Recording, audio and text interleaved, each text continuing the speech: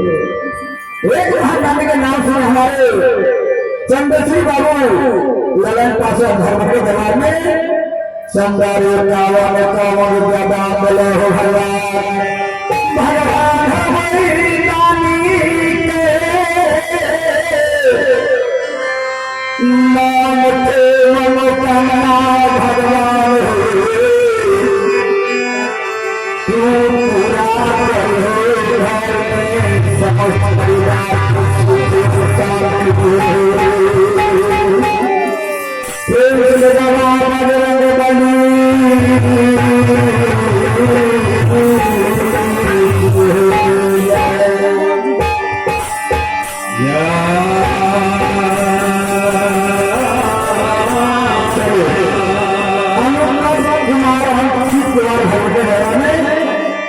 दोनों बच्चा जैसे भगवान बोले हो भगवान भगवान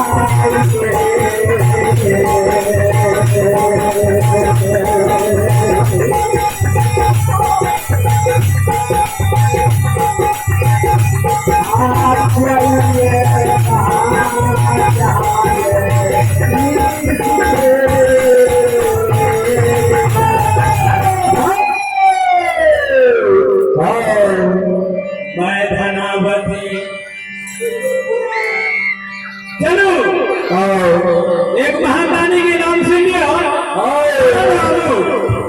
स्थानीय निवासी अरे भगवान के कोर्ट में 51 रुपया से भाग लेला दानी के मनोकामना का भगवान पूरा करी हो और समस्त परिवार के सुख और शांति के मंगल कामना का पूर्ण करी हो।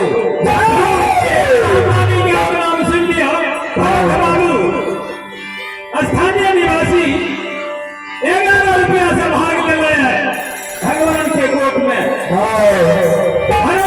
के समस्त परिवार के सुख और शांति के मंगल कामना के भगवान पूरा करी हो।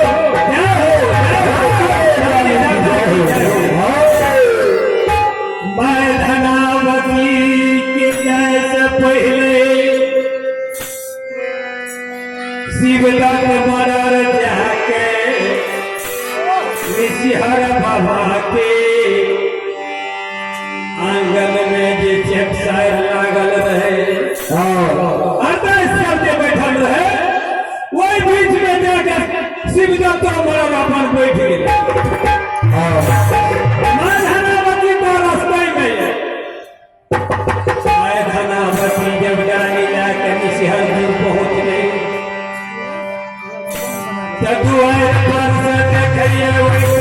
के भूखी जाकर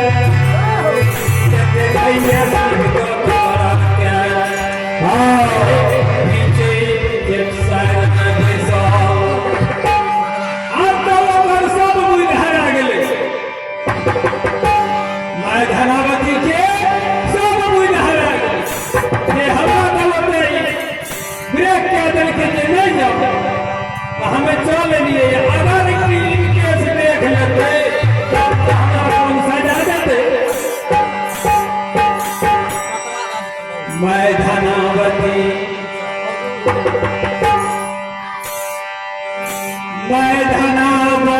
असमंजस में पैर गई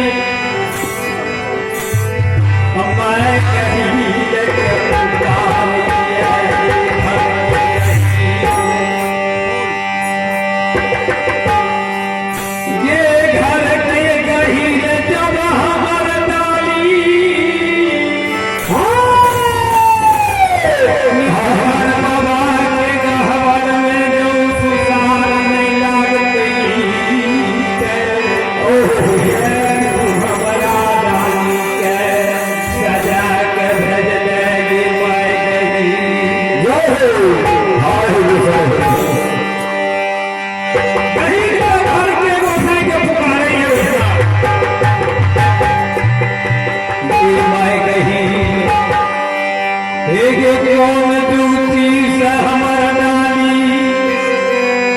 हर बाबा के गहबर में सुसार